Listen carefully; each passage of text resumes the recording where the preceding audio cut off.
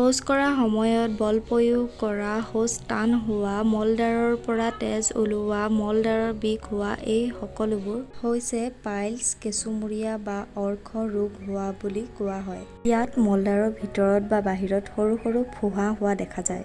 গতিকে ঘৰতে পোৱা কি কি সামগ্ৰীয়ে ইয়াক ঠিক কৰিব পাৰি তাৰ বিষয়ে জানো আহক। প্ৰথমতে moldaৰত বা শৌচাগাৰত কি কি লগাব পাৰি তাৰ বিষয়ে জানো আহক। এল'ভেৰা আৰু নাৰিকল তেল।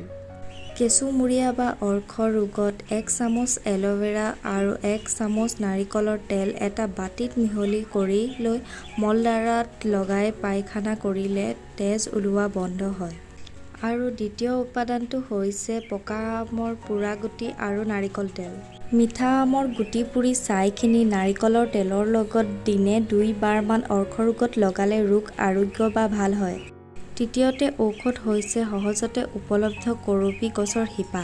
এই ৰোগত কorobi গছৰ hipah, পিহি moldarat লগালে অৰ্শ ৰোগ ভাল হয়।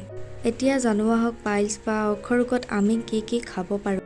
এই ৰোগত moldaৰৰ পৰা তেজ পৰিলে আধা গিলাচ গাখীৰত গোল নেমু ৰস মিহলি কৰি খালে এই ৰোগ আৰোগ্য হয়।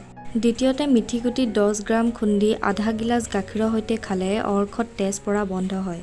যদিহে মোৰ ভিডিঅ'টো ভাল লাগিল লাইক, কমেণ্ট আৰু ছাবস্ক্ৰাইব কৰি দিব আৰু এনেকুৱা ভিডিঅ' পাবলৈ ধন্যবাদ।